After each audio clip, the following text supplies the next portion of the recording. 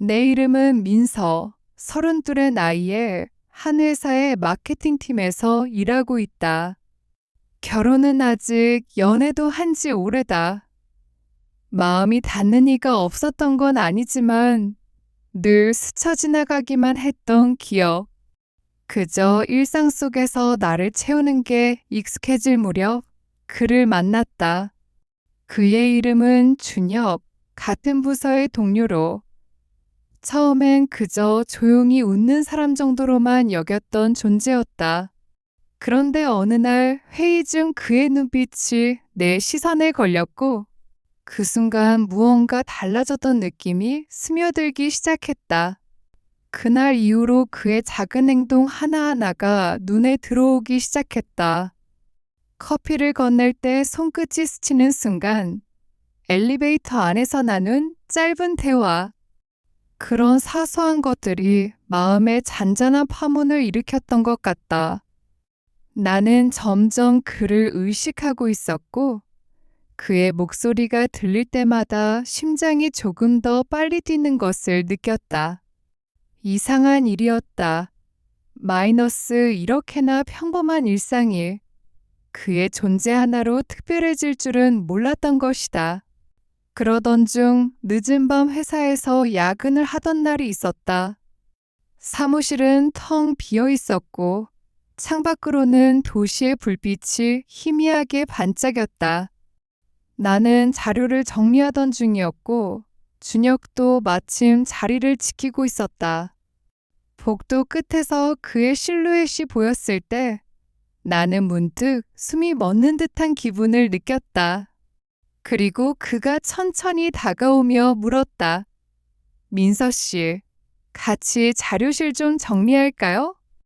그 목소리는 평소보다 낮게 깔려 있었던 것처럼 들렸다. 우리는 좁은 자료실로 들어섰다. 문이 닫히는 소리가 유난히 크게 울렸고 그 작은 공간 안에서 공기가 무겁게 느껴졌다. 서류를 정리하며 그의 팔이 내 어깨 근처를 스쳤을 때 나는 순간 멈칫했던 기억이 난다. 그의 체온이 느껴졌고 옅은 비누향이 코끝을 스쳤다.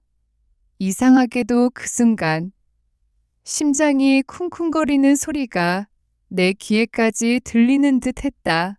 자료실 안은 고요했다.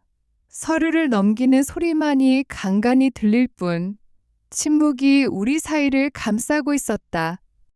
나는 그의 눈을 마주치지 않으려 애썼지만 어느새 그의 시선이 내 얼굴에 머무는 것을 느꼈다. 그 눈빛은 따뜻하면서도 어딘가 깊은 곳을 파고드는 듯 했고 나는 손끝이 떨리는 것을 감출 수 없었다. 민서 씨, 그가 낮게 부르는 순간 나는 숨을 삼키며 고개를 들었던 것이다. 그의 목소리는 속삭임처럼 가까웠다. 나는 그 순간 그의 숨결이 내 뺨 근처에서 따스하게 느껴졌던 것을 잊을 수 없다. 손에 든 서류는 이미 의미를 잃었고 그의 손이 내 손목 근처를 스치려는 듯 머뭇거리는 모습이 눈에 들어왔다. 그 짧은 망설임 속에서 나는 심장이 터질 듯한 긴장감을 느꼈다. 공간은 좁았고 우리 사이의 거리는 점점 더 가까워지고 있었던 것 같다.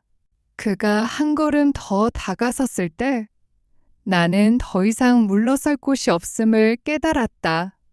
벽에 등이 닿았고 그의 그림자가 내 앞을 가렸다.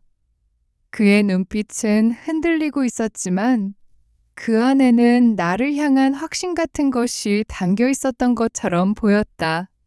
나는 그의 손이 내 손을 살짝 스치는 순간 온몸이 따뜻한 전류로 뒤덮이는 느낌을 받았다. 그 순간 모든 소리가 멈춘 듯한 고요 속에서 그의 숨소리만이 선명하게 들렸다. 나는 고개를 들었고 그의 얼굴이 내 눈앞에 있었다. 그의 입술이 살짝 벌어졌고 그곳에서 새어나오는 숨결이 내 피부에 닿는 듯 했다. 그의 손끝이 내 뺨을 스치려는 순간 나는 눈을 감아버렸던 기억이 난다. 그 순간 나는 그의 체온을 느끼며 심장이 터질 듯 두근거리는 소리를 들었다. 시간은 느리게 흐르고 있었고 나는 이 순간이 영원히 멈췄으면 하는 바람을 품었던 것 같다. 그의 손이 내 뺨을 스쳤다. 아주 부드럽게. 하지만 분명한 온기가 담겨있는 그 접촉. 나는 숨을 내쉬며 그의 손끝을 느끼고 있었다. 그의 손이 멈칫하는 순간 나는 눈을 뜨고 그의 눈빛을 마주쳤고 그 안에서 나를 향한 깊은 끌림을 읽어낸 듯 했다.